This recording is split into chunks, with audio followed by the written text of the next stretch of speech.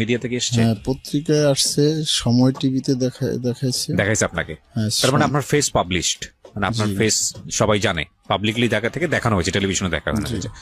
তো সেই জায়গা থেকে আমরা ইউটিউবেও আপনার কথা আজকে প্রচার করতে চাই। কি ঘটনা ঘটেছিল? সময় টিভিতে দেখিয়েছে, আর কোথায় দেখিয়েছে বলেন?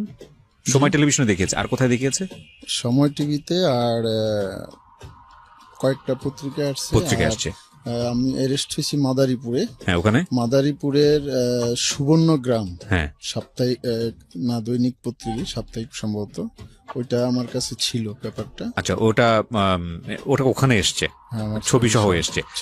আচ্ছা, তো আমাদের এখান থেকে দেখাতে, তাহলে ফেসবুকেও দিয়ে দিয়েছে, তার মানে সব জায়গাতে এসছে। সুতরাং সে জায়গা থেকে আপনার ফেস পাবলিশ করতে আমাদের জায়গা থেকে কোনো সমস্যা নেই, যদি আপনি অনুমতি দেন। আপনি অনুমতি দিচ্ছেন তো? হ্যাঁ, ঠিক আছে। ওকে, আমরা একেবারে ছোটবেলা থেকে শুরু করি, ব্যাকগ্রাউন্ড থেকে শুরু করি, তারপরে ধারাবাহিকভাবে আপনার কাছ থেকে জানবো। এখানে একটা কথা শুধুমাত্র বলে নিতে চাই অনুষ্ঠানের শুরুতে, প্রিয় শ্রোতা, এই ভদ্রলোককে নিয়ে অনুষ্ঠানের যে ভিডিও ফুটেজটা সেটা থাকবে আমার চ্যানেলে www.youtube.com/RJKibriya.FM, RJKEBRIA.FM। চ্যানেলটি কিবরিয়া আরজে নামে আছে, এবং ওখানে গিয়ে আপনি অবশ্যই সাবস্ক্রাইব করতে ভুল করবেন না। আরেকটি কথা অনুষ্ঠানের ডিসক্লেইমারে সবসময় থাকে, এটা ইনভেস্টিগেটিভ কোনো শো না, এবং যারা এখানে এসে নিজের জীবনের ভুলগুলো, অপরাধগুলো বলেন, তারা সত্য বলুক বা মিথ্যা বলুক, সেই রেসপন্সিবিলিটি বা দায়ের জায়গাটুকু আমরা নেই না, এই কারণে যে আমাদের উদ্দেশ্য আসলে তারা এই কাজগুলো করেছে কিনা সেটা ফাইন্ড আউট করা না। আমাদের উদ্দেশ্যটা হচ্ছে সে নিজে ভুল স্বীকার করে, অপরাধ স্বীকার করে, তার জীবনে যে পরিণতিটা হয়েছে সেটা বলে মানুষকে সচেতন করা। তো এটা আসলে পুঙ্খানুপুঙ্খভাবে ইনভেস্টিগেটিভ শো না, সেই জায়গা থেকে আমাদের কিছু লিমিটেশন আছে, এটা আমরা স্বীকার করেই নেই। নাম্বার 1, বিশ্বাস অবিশ্বাস একেবারেই আপনার একান্ত। 2 নম্বর হচ্ছে যে কোনো সিক্রেটসে কেউ যদি কখনো মামলা চলাকালীন অবস্থায় এসে কনফেস করেন, তাহলে আমরা সেই অনুষ্ঠানে বলে দেই যে এটা সম্পূর্ণরূপেই কোর্টের বিষয়। এবং উনি আজকে যে কথাগুলো বলে গেলেন, এই আমরা মিডিয়াতে এমনভাবে জিনিসটাকে ফোকাস করছি না যেটা কোর্টের বিচারকে কোনোভাবে ইনফ্লুয়েন্স করবে, প্রথমত। এবং দ্বিতীয়ত হচ্ছে, কোর্ট যে রায় দেবেন সে রায়ের প্রতি আমাদের সম্পূর্ণ আস্থা আছে। তো সেদিক থেকে আমি প্রথমে আরেকটা বিষয় আপনাকে জিজ্ঞেস করতে চাই, সেটা হলো যে আপনার মামলা চলমান আছে কয়টা এখন? মামলা চলমান আছে একটা, এখন একটা চলমান আছে।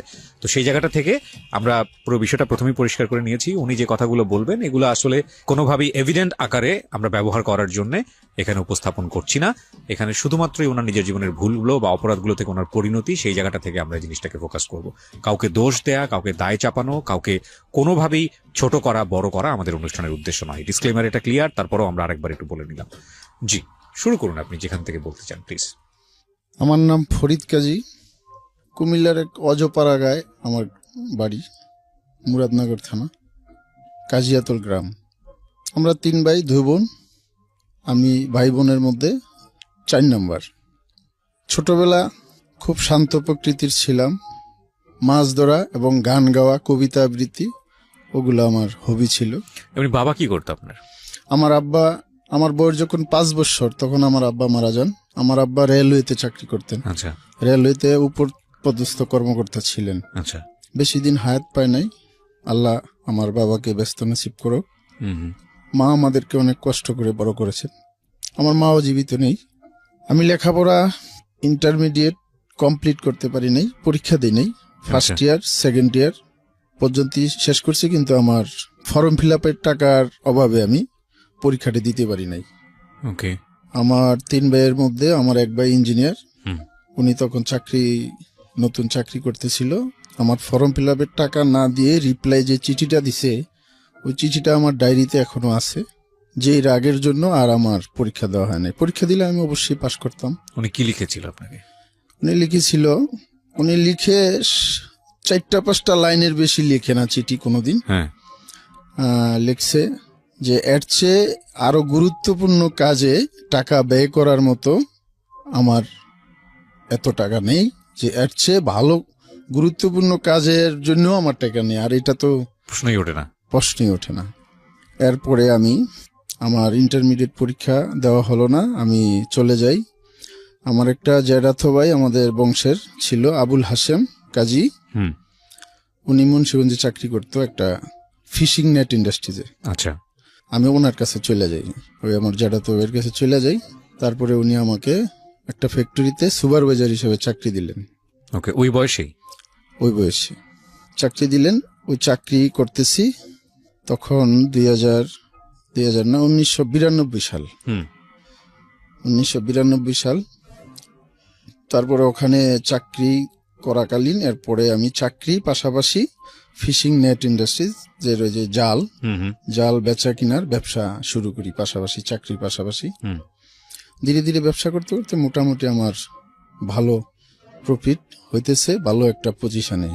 জি, মান্থলি তখনের আমলে মান্থলি আমি 50,000 টাকা ইনকাম করি। বাহ, এটা বিশাল ইনকাম।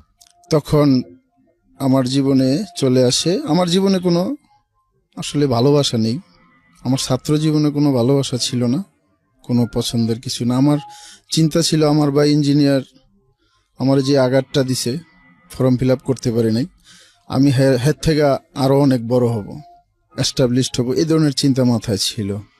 তারপরে এক ব্যবসায়ী মাধ্যমে আমার এক লোক, আমার যিনি শ্বশুর, ওনার মেয়ে দেওয়ার জন্য যে একটা ভালো ছেলে আছে, কোনো ধূমপান করে না, নেশাপানি করে না, শুধু নেশাই হচ্ছে ব্যবসা টাকা এ ধরনের, ওই ছেলেটা আমারে পছন্দ করছে। পছন্দ করার পর কিন্তু আমারে জানায় নাই খোলাখুলিভাবে, শুধু চেষ্টা করতেছে এর মেয়ে দিবে।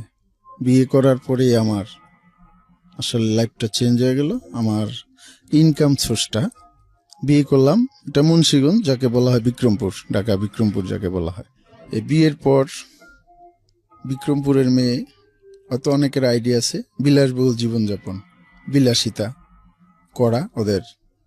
আমার মান্থলি 50,000 1 লাখ যাই ইনকাম হোক সম্পূর্ণটাই তখন খরচ হয়ে যেত, এবং যা কিছু প্রফিট ছিল আমার ইনকাম, ওগুলোও ধীরে ধীরে ধীরে ধীরে খরচ হতে থাকে। তারপরে আমার একটা ছেলে আসে, আরও আমি ওয়াইফের প্রতিও ভালোবাসা, সংসারের প্রতি ভালোবাসা, এই টানে, এবং ব্যবসার দিকে তখন আর মনোযোগ ছিল না। এক পর্যায়ে আমি বিয়ে করি, আমার ওয়াইফ ডিগ্রি পাস, শিক্ষিত মহিলা, কিন্তু অনেক ত্রুটি ছিল যেগুলো আমি জানতাম না। আমি সহজ সরল ছিলাম এক সময়, এখন না। আমি মনে করছিলাম যে একটা শিক্ষিত মেয়ে, ওটা বিয়ে করলে অবশ্যই আমার ভবিষ্যৎ প্রজন্ম শিক্ষিত হবে, আমাদের ভবিষ্যৎ ভালো হবে, সুখ শান্তি হবে। আচ্ছা, কিন্তু আমি বিয়ে করছি, কিন্তু আমার ওয়াইফের বিয়ের আগে অনেক বন্ধু বান্ধব ছিল। এগুলো আপনি জানলেন কিভাবে? ঘটনাগুলো কি হয়ে ঘটেছে? এই ঘটনাগুলো জানছি যখন অনেক পর, প্রথম জানি নাই, অনেক পর যখন মোবাইল শুরু হয়ে গেল।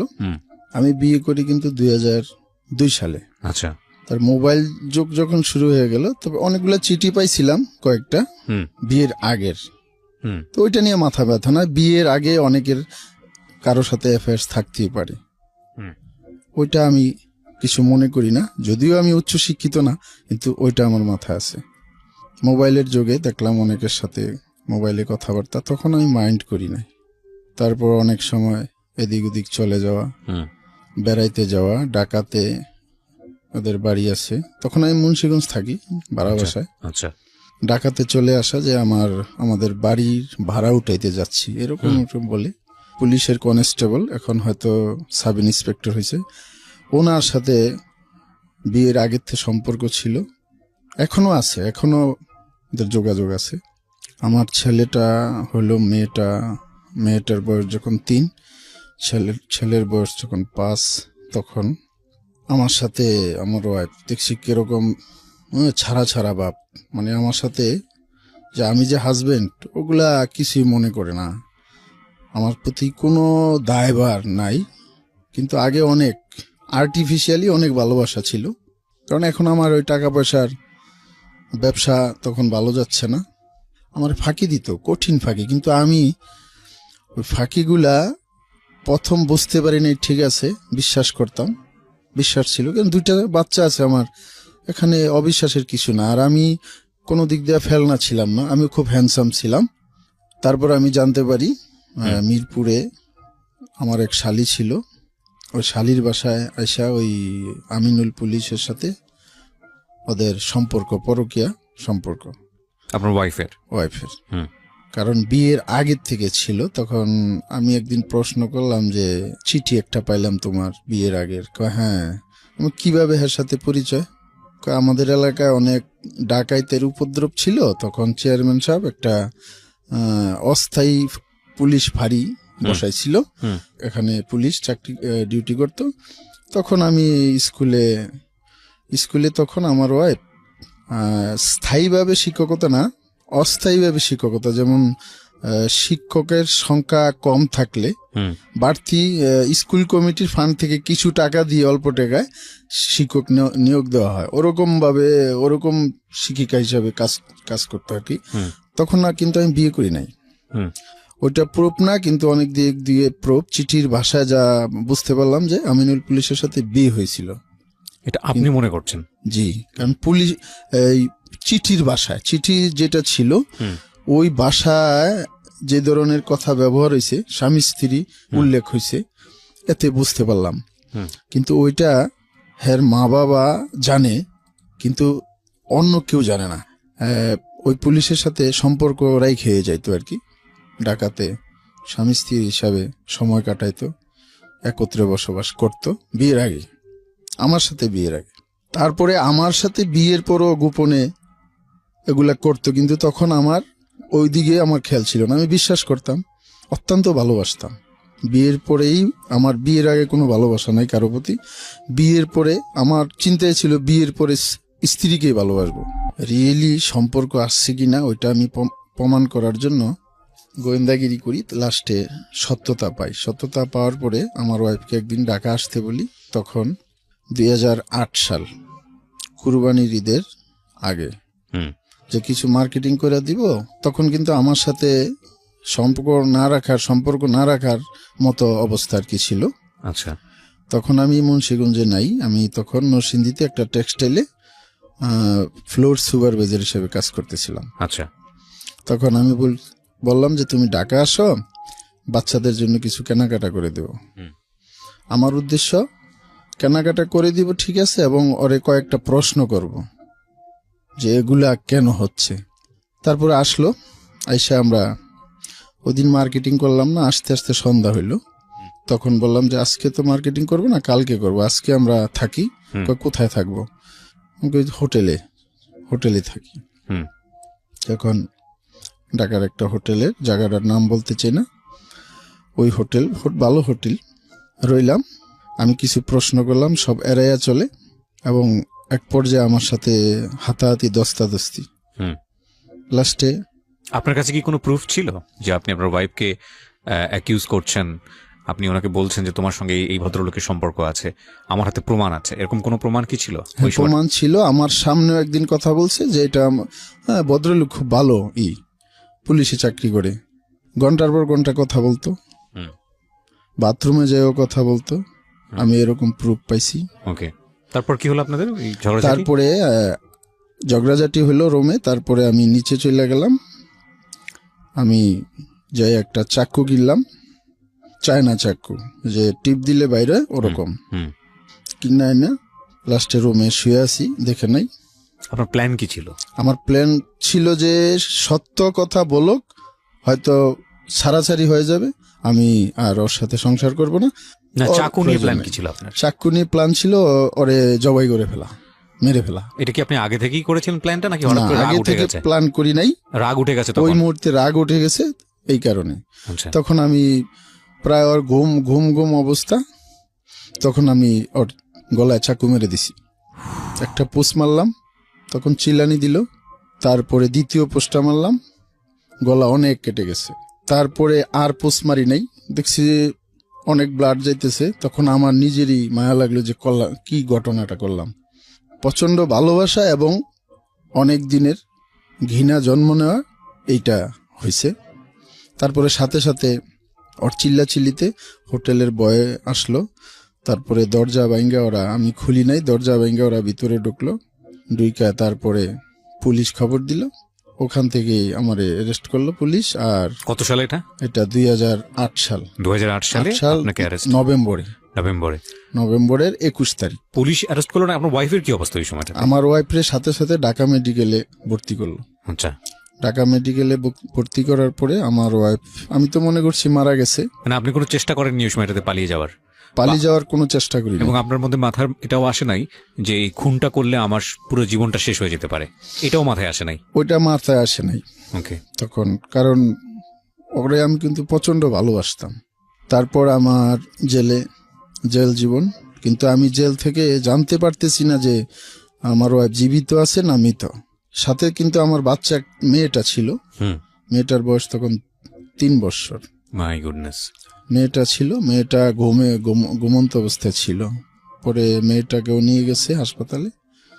লাস্টে আমি থানাতে ছিলাম তখন। সকালবেলা আবার লোকজন আসলো, আমার বাইরে আসলো, আর ওই পুলিশও আসলো। পুলিশ আইসা মামলাটা কঠিনভাবেই করলো। ওনাকে কি এই ফার্স্ট দেখলেন নাকি এর আগেও দেখেছেন? আমি এই ফার্স্ট দেখি, কিন্তু কণ্ঠ শুনছি অনেক, কিন্তু ফার্স্ট দেখা এই প্রথম। তখন আমি লকআপে। মামলাটারে তদবির করে কঠিনভাবে পর্যায়ে দিল। কি দিল আপনাকে? ধারা কি দিল মামলা? আমার মামলার ধারা দিল 11 ক মানে স্ত্রী মারা গেলে অথবা বিছানায় একবারে আর কোনোদিন পঙ্গু, চলতে পারে না, এরকম হইলে এই মামলাটা দেয়। আচ্ছা। নাইলে 11 গ ওরকম দেয়, যৌতুকের জন্য নির্যাতন। কিন্তু আমার 11 ক দিছে, ওটা মারা গেলে হয়, এটা সিরিয়াস ধারা। তারপরে আমার মামলা তদবির, আমার গোষ্ঠী এবং আমার আপনজন বলতে তো আব্বা আম্মা কেউ নেই। ভাই যেটা ইঞ্জিনিয়ার আছে এটা তো বললাম যে। তারপর আমি জেল খাটতেছি। আপনাকে রিমান্ডে নিয়েছিল? রিমান্ডে নিয়েছিল, আমার 3 দিন রিমান্ডে নিয়েছিল। মামলাটা সঠিকভাবে তদন্ত করছে। তখন তত্ত্বাবধায়ক সরকারের লাস্ট আমল, আচ্ছা, লাস্ট সময় তত্ত্বাবধায়ক সরকারের, ওইটা সঠিকভাবে তদন্ত করছে। তদন্ত করে দেখছে যে পরকীয়ার কারণে এটা হয়েছে। আমার ওয়াইফে যখন মুমূর্ষু অবস্থা, কিছুটা সুস্থ কথা বলতে পারে, উনি বলল আর কি আমার রিমান্ডে নেওয়ার সময় যে তোর টেনশন নাই, তোর ভাগ্য ভালো, তোর ভাগ্য ভালোর কারণে তোর ওয়াইফ বাইসে আছে, কারণ তোর জীবনে অনেক নেক আছে, তুই আসলে পাপ করস নাই। আমি অনেক জিজ্ঞাসা করছি, স্বীকার করছে যে হ্যাঁ পরকীয়া আছে, এই কারণেই ঘটনাটা ঘটছে। আমারে বললো তুই আমার ছোট ভাইয়ের মতো, ঠিক আছে মামলাটা আমি যতটুকু তোরে বাঁচাইতে পারি ওইটাই করব, কিন্তু আমাকে ওসি সাহেবের সাথে একজন পুলিশ সাব ইন্সপেক্টর আসে, ওই মামলাটারে প্রভাবিত করতে চায়। যা হোক, তারপরে আমি জেল জীবন আমার চলছে, জেল খাটতেছি একের পর এক। জেলে ছিলেন আপনি? আমার জীবনের প্রথম জেল ঢাকার jail, Dhaka central jail. Dhaka central jail, যেটা নাজিমউদ্দিন রোডে ছিল আগের পুরাতনটা। জেল জীবনে আমি পাইলাম, কি পেলেন মানে একদম ধারাবাহিকভাবে শুনি আপনার কাছ থেকে। জেল জীবনে প্রথম আমি পরিচয় হয় আমার প্রথম মেডিকেলের মেডিকেল 3, তখন আমি অসুস্থ ছিলাম।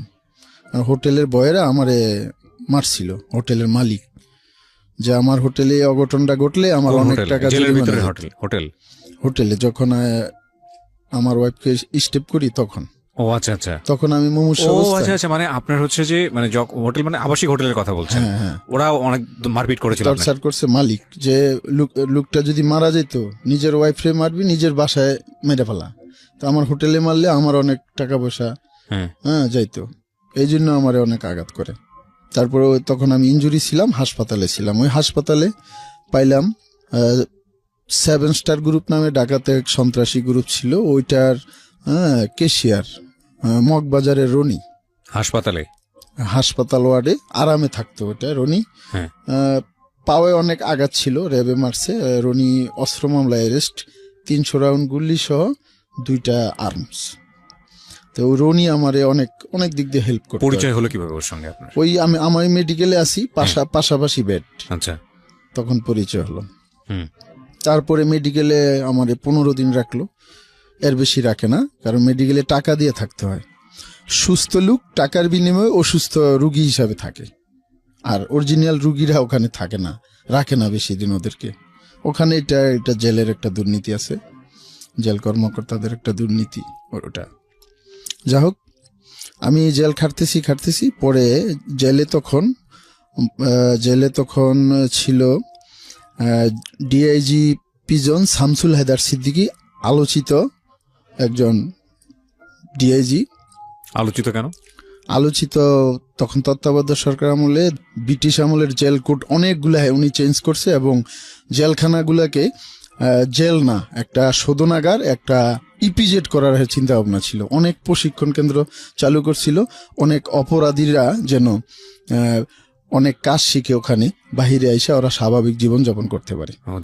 তখন আমি একটা প্রশিক্ষণে যোগ দিলাম, মৎস্য প্রশিক্ষণ কেন্দ্র, ওইটাতে যোগ দিলাম। তখন মৎস্য প্রশিক্ষণে ছিল বিডি ফুডের ম্যানেজার, যেটা বিডি ফুড আপনারা হয়তো জানেন, অনেকে জানবে যে বিডি ফুডের লন্ডনে অনেক হিরোইন, বিডি ফুডের পণ্যের প্যাকেটে হিরোইন পাওয়া গেছিল প্রায় 100 কেজির মতো।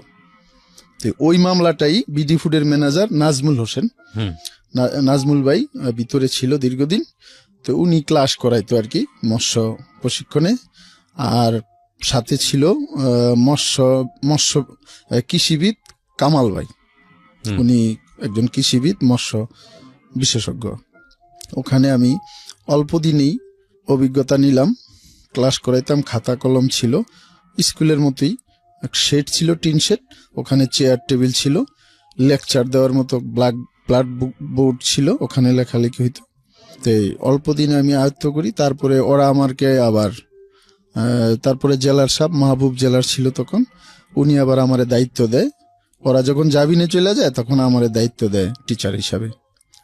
তো আমি দীর্ঘদিন ওখানে টিচার ছিলাম, মৎস্য প্রশিক্ষণ দেওয়াইতাম অনেকেরই জেল জীবনে। তারপরে গেল ডিপজল ভাই, মনোহর হোসেন ডিপজল ভাই গেল জেলে, আত্মসমর্পণ করলো। তখন ডিপজল ভাইয়ের সাথে ওনার কাছে যাইতাম, প্রায় সময় কান্নাকাটি করতাম, মানে জেল থেকে কিভাবে বাইর হবো এই ধরনের। তো ডিপজল ভাই আমারে যথেষ্ট হেল্প করছে, আমারে জামিনের জন্য 50,000 টাকা দিছিল ডিপজল ভাই। কিন্তু আমি একটা উকিলের টাকাটা দিছিলাম, টাকাটা মাইরা দিছে উকিল। আমার মামলার কাজ করে নাই, অল্প কিছুদিন কাজ করে আমার জামিন করে নাই। পরবর্তীতে আমি যখন ঢাকার জেলে শিক্ষকতা প্রশিক্ষণ কেন্দ্র চালাই, অনেক ফেভারিট হয়ে গেছি, অনেক ছাত্র ভর্তি হয়ে প্রায় 150-200। তারপরে তখন বিএনপির একজন জামাত ইসলামের আব্দুল আলিম, উনি প্রশিক্ষণে ভর্তি হতে চাইল, তো কর্তৃপক্ষ দিল না। তো অনেকে চায় যে এই মৎস্য প্রশিক্ষণের, আমাদের প্রশিক্ষণটা ছিল খুবই আধুনিক, সর্বাধুনিক প্রযুক্তি ছিল মৎস্যের। অনেকে খাতা, আমার হ্যান্ড নোট আমার থেকে নিত, প্রতিটা খাতা আমারে কেউ 5,000 টাকা দিত একটা খাতা লিখে দিলে। আমি সারা দিন রাত শুধু খাতা লিখতাম, তখন ছেলে থাকতাম, খাতা লিখতাম প্রতিটা খাতা। এটা মৎস্য প্রযুক্তির থিওরি গুলা লেখার কি, কিভাবে মৎস্য চাষে আধুনিক মৎস্য চাষ করা যায়। না, কিন্তু খাতা ওনারা লিখে নিবে কেন আপনার কাছ থেকে? কিসের খাতা? আমি খাতা লিখে দিতাম। আচ্ছা, খাতা ওটা আমাদের প্রশিক্ষণের জন্য বৈধ করা হয়েছিল। আচ্ছা আচ্ছা, 5,000 টাকা দিত? এত টাকা? 5,000 দিত, কেউ 3,000 দিত, 2,000 দিত। ও আচ্ছা আচ্ছা, মানে বকশিস দিত আমাকে। তো ওই টাকা আমি ধীরে ধীরে একত্রিত করে 3 বছর পর আমি জেল থেকে বাইরে আসি। মানে জামিন নেন? জামিন নেই। এরপর টাকাটা যেন মাইন না যায়, আমি টাকা গাজী তৌহিদুল ইসলাম, বিএনপি পন্থী, একটা মারামারি হয়েছিল হাইকোর্টে, তো উনি গেছিল ভিতরে। কারণ আমি এর আগে অনেক উকিলেরা টাকা খাইছে আমার, কিন্তু কাজ হয় না, কারণ গার্ডিয়ান নাই। আমি জেল থেকে কোর্টে যাই, টাকা দেই, ওই টাকা ওরা খাইয়া 2-1টা মুভ করে টাকা খাইয়া আর আসে না, কারণ আমার কোনো গার্ডিয়ান যায় না, কিছু করার তো নাই আপনার। হ্যাঁ। তারপরে তৌহিদুল ইসলাম বাইরে ধরলাম, গাজী তৌহিদুল, অ্যাডভোকেট, হাইকোর্টের, বাড়ি বরিশাল। তো ওনারে বললাম যে ভাই, আপনি যদি বাইরন, আপনি তো আর বেশি দিন থাকবেন না, ছোট মামলা, তো বাইরে হলে আমার এই মামলাটা নিয়ে যান। তাহলে উনি আমার মামলার কাগজপত্র, মামলার নাম্বার নিয়ে আসলো। তারপরে উনি তদবির করলো এবং ওনারে টাকা দিলাম, উনি আমার জামিনে বের করে। এই 3 বছরের মধ্যে কি আপনার ওয়াইফের সঙ্গে কোনো যোগাযোগ হয়েছে? 3 বছরের মধ্যে ওয়াইফের সাথে আমি জেলখানায় তখন চোরাইভাবে মোবাইল চালানো যেত, অনেকেই চালাইতো। যখন পিচ্ছি হালাল ভাই, শীর্ষ সন্ত্রাসী আরমান, ইমন, বেঁচে আছে না মরে গেছে? ওরা জেলে আছে। আচ্ছা। জোসেফ ভাই বাইরে গেছে, বাইরে ইটালি চলে গেছে। ওকে, একটু জানি আমি।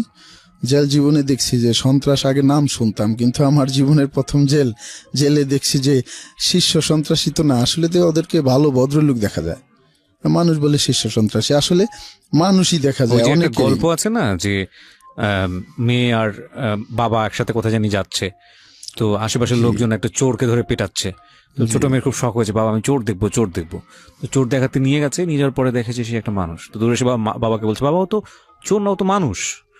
এতে গল্পটা কিন্তু অনেক ভয়ানক রকমের একটা মেসেজ আছে আর কি। যাই হোক, না আমরা অবশ্যই বলছি না যে তারা যে অন্যায় কাজ করেছেন সেটা তো অবশ্যই শাস্তি হওয়া উচিত, কিন্তু প্রত্যেকটা মানুষের মধ্যে আসলে মানুষ থাকে, আমরা সেটা জাগাতে পারি না, সিস্টেম সেটা জাগাতে দেয় না, বা কারো কারো হয় না আসলে। হ্যাঁ বলেন কি হলো তারপরে ফোন ইউজ করার কথা বলছিলেন। হ্যাঁ, ফোনে আমি অনেক রাত্রে ফোন দিতাম।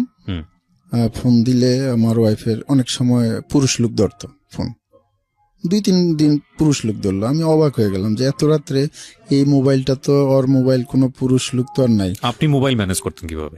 আমি ম্যানেজ করতাম, আমাদের রুমে ছিলাম আমি, তারপরে ভিডিও পাইরেসির বিপ্লব কুষ্টিয়া বাড়ি, র্যাবের সাফল্য দেখাইতে গিয়া ওই যখনই র্যাবের সাফল্য দেখায় প্রতি বছর র্যাবের প্রতিষ্ঠা বার্ষিকীতে এই বিপ্লবের ছবিটা আসে প্রথমে। ভিডিও পাইরেসি বাংলাদেশের চলচ্চিত্র ধ্বংস করার যে একজন লোক। তারপরে ছিল গ্যান্ডারিয়ার মোটামুটি ভালো সন্ত্রাসী শহীদ কমিশনারের নাম অনেকে জানে, ওই শহীদ কমিশনারের ডাইনাম, যিনি হাজী সেলিমের সাথে নির্বাচন করছে, গত নির্বাচন। এই শহীদ কমিশনার অনেক জায়গা জমি দখল করার পুরান ঢাকার, তো ওই ওনার ডাইনা ছিল গেন্ডারিয়ার শরীফ ভাই আমার রুমে। তারপরে শেওড়াপাড়ার, মিরপুর শেওড়াপাড়ার আনিস ভাই ছিল। ওরা আমার খরচ চালাইতো, ভালো ভালো খাবার দাবার, আর ওরা সবাই আমার ভালোবাসতো। তো আমার ওখানে আবার কিছুদিন ছিল আপনার এই যে ঢাকা ইউনিভার্সিটির রোমানা, যা কাটা চামচ দিয়ে ওর স্বামী হাসান সাইদ চোখ তুলে ফেলেছে, হ্যাঁ রে, আমি রিসিভ করছি। যেহেতু আমার ঘটনাটা আর হাসান সাইদের ঘটনাটা প্রায় সেম, হ্যাঁ, তাই আমি ওনারে রিসিভ করছি। ওই সবাই বললো যে ওই যে হাসান সাইদ আসছে ওই ওয়াইফেরে অন্ধকেরা, ওই তুমি আসছো ওয়াইফেরে, হ্যাঁ গলা গাইটা, যাও নিয়ে আসো। তারপর আমি গেলাম, হাসান সাইদ বেড়ে রিসিভ করলাম, তারপরে আমার রুমে নিয়ে আসলাম। পরে আমার রুমে কিছুদিন ছিল, পরে উনি আবার যমুনা 3-এ চলে গেল। জেলের ভিতরে মারা যায় আমরা যত শুনেছি।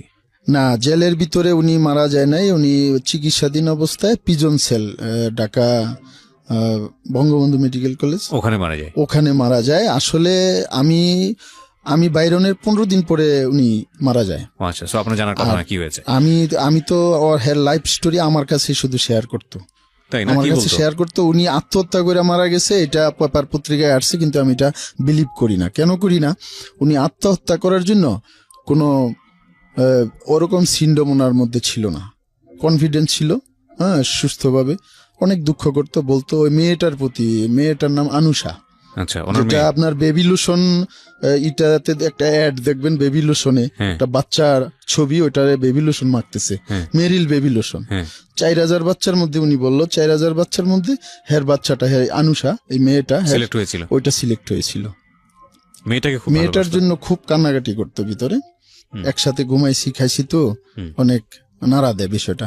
যাক, আমি বাইর হয়ে আসলাম, অনেক ছেলে পেলে আমি ওই যারা প্রশিক্ষণ দেওয়াইছি, অনেকে এখনো মাছের প্রজেক্ট করে লাভবান আমার প্রযুক্তিতে, আমার হ্যান্ড নোট দেখা, এবং আমি হাতে কলমে অনেক কিছু শিখাইছি। তখন ভিতরে কয়েকটা গর্ত করে মাছ ছাড়া, তখন ওই যে আলোচিত আমাদের ব্রিগেডিয়ার শামসুল হায়দার সিদ্দিকী বাহির থেকে মাছ এনে দিত, মাছ, জিমলা মাছ এবং ছোট মাছের পোনা। তা আমরা গর্ত করে সেরে রাখতাম, কচুরি পানা দিয়ে ওখানে বড় হইতো। ওখানে ওই প্লাঙ্কটন, আবার ইউরিয়া, টিএসপি, এমওপি এনে দিত, জুট প্লান্টন তৈরি করে দিতাম, দেখাইতাম জুট প্লান্টন কিভাবে তৈরি করে। ওগুলা হাতে কলমে শিখাইছি অনেকেরে। এখনো অনেকে, কিছু কিছু লোক আছে এখনো এস্টাবলিশড হয়ে গেছে আমার এই প্রশিক্ষণে। কিন্তু আমি বাইরনের পরে ভিতরে যখন আমি ক্লাস করাইতাম, বুয়াডিবির টিম চালায়, এরকম কয়েকটা টিম তখন ভিতরে। এর মধ্যে আমার সাথে খুব খাতিল জমাইলো মুজাফফর স্যার, যিনি রমনা থানার দারোগা ছিলেন। এই অপরাধে অন্যের টাকা ছিনাই নেওয়ার জন্য র্যাবের হাতে নাতে ধরা খায়। এগুলো তো সবই পেপার পত্রিকায় আসছে, আপনি যেগুলো বলছেন পেপার পত্রিকায় আসছে। তারপরে ছিল আপনার শাহিন পুলিশ, বাড়ি খুলনা, তখন ভিতরে ছিল, হ্যাঁ, শাহিন পুলিশ আলোচিত, বর্তমানে আপনার মোস্ট ওয়ান্টেড শাহিন পুলিশ। এই বুয়া ডিবি এবং বুয়া র্যাব সাইজা ওরা ওই এসিআই গ্রুপের টাকা খাইছিল 2.5 কোটি টাকার মতো, আকিজ গ্রুপের টাকা খাইছিল। শাহিন পুলিশ প্রায় 200 কোটি টাকার মালিক, এই ধরনের কাজ করে। কিন্তু ওগুলার প্রতি আমার লোভ নাই। তাই মুজাফফর স্যার আমার সাথে খুব একটা ক্লোজ, এবং মুজাফফর স্যারের সাথে কাজ করে মানিক নামে ও আমার সাথে খুব ক্লোজ জমাইলো। তারপরে আমি বাইরিলাম, আমার সাথে ওরা, আমি বাইরের আগেও মুজাফফর স্যার বাইরে গেছে, যোগাযোগ রাখলো আমার সাথে, লুক পাঠায়, এবং উনি কয়েকবার গেল, আমার খাবার দাবার দিল, টাকা পয়সা কিছু দিল। পিসি সিস্টেম আছে জেলে, অনেকে যারা জেলে আছে আমি জানি, আমার অনুষ্ঠানে বহুবার এই পিসি সিস্টেম নিয়ে কথা হয়েছে। তারপরে আমি বাইরিলাম, বাইরনের পরে আমি চলে যাই নরসিংদী। তখনকার আমি তখন বাইরে 11 সালের লাস্টের দিকে, আচ্ছা, অক্টোবরের 20 তারিখে আমি বাইরে 2011 সালের। বাইরানের পরে কিছুদিন রেস্টে ছিলাম বাড়িতে, তখন দেশের বাড়িতে যাই, আমার বড় ভাই। তারপরে একটা জমি বিক্রি করি। আপনি বের হয়ে ওয়াইফের সঙ্গে দেখা করেননি? না, ওয়াইফের সাথে তখন দেখা করি নাই, জমিটা বিক্রি করি। জমিটা বিক্রি করার পরে এর মধ্যে আবার আমার আরেকটা বন্ধুত্ব হয়ে যায় যখন জেলে ছিলাম।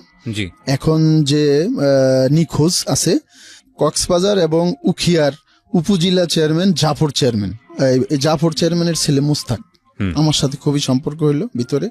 ও মুস্তাকও আমার জন্য 20,000 টাকা খরচ করছিল জামিনের জন্য, উকিল ধরছিল। তারপরে এই মুস্তাক আচ্ছা এখন নাই।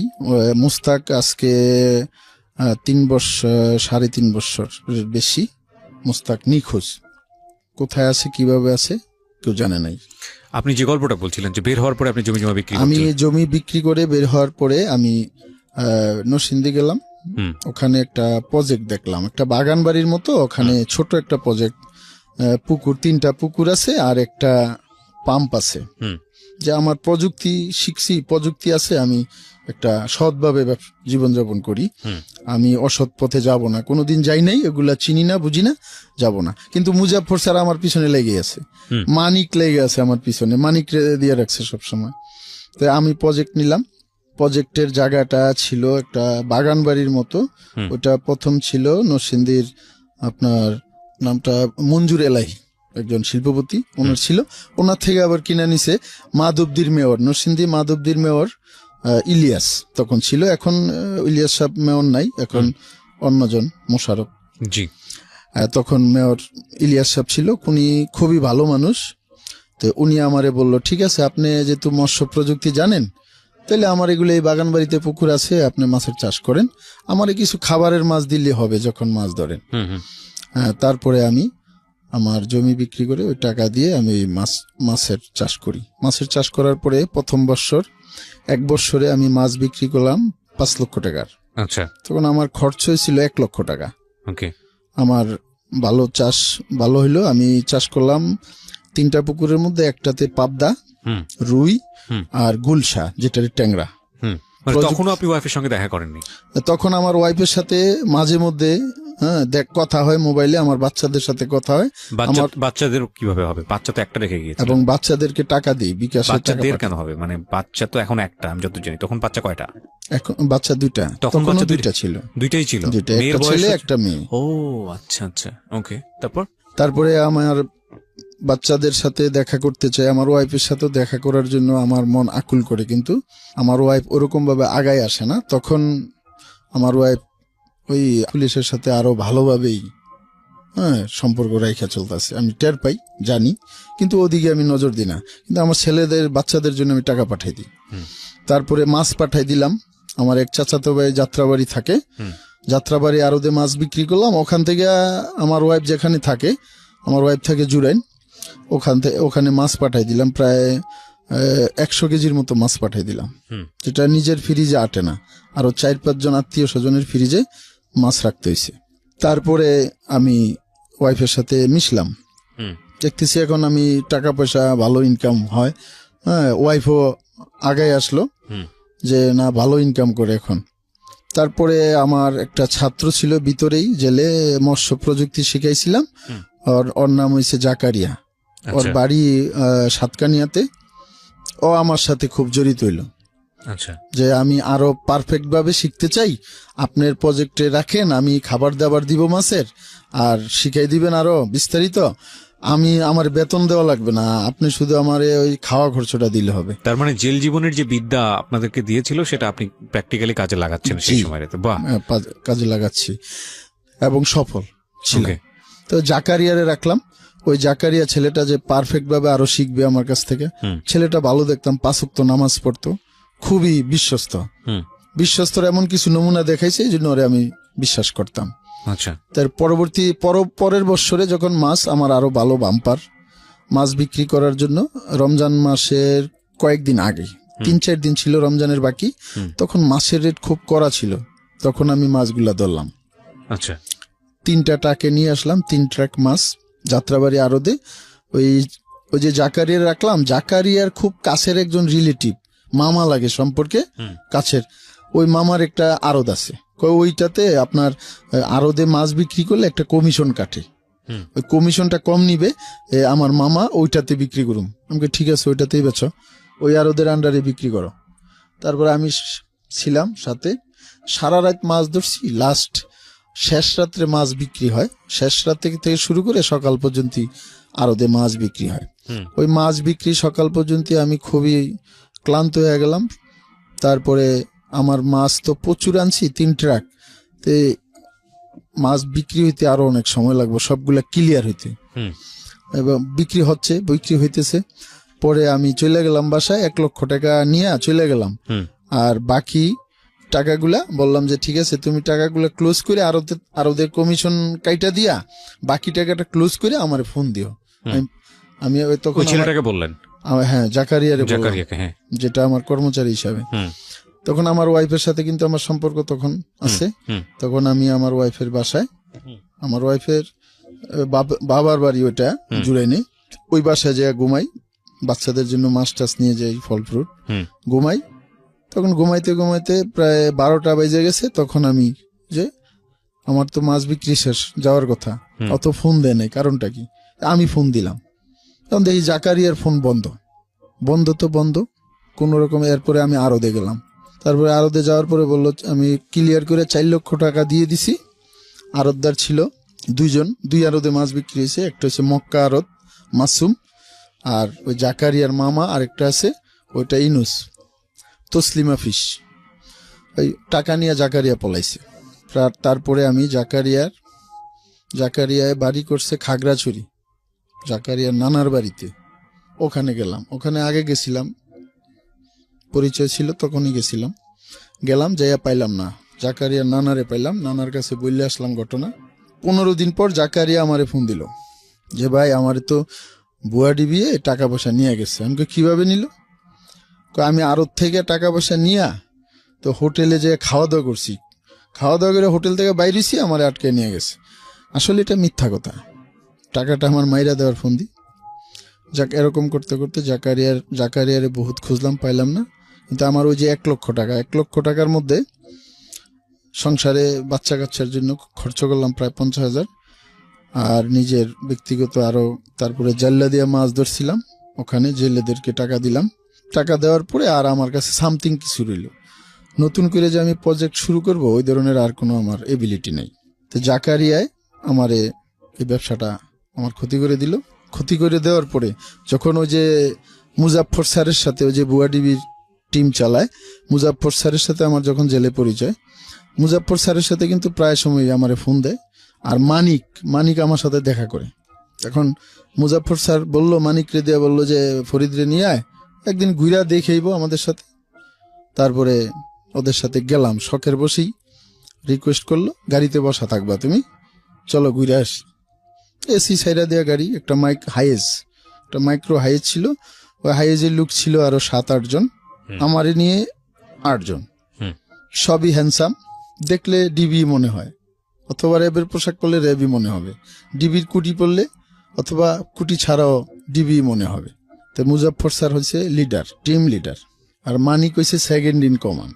ওরা জেল থেকে বের হয়ে আসছে তখন, পরিচয় হয়েছে আপনার সঙ্গে জেলে? হ্যাঁ, পরিচয় তখন অলরেডি জেল থেকে জামিনে আছে? আচ্ছা।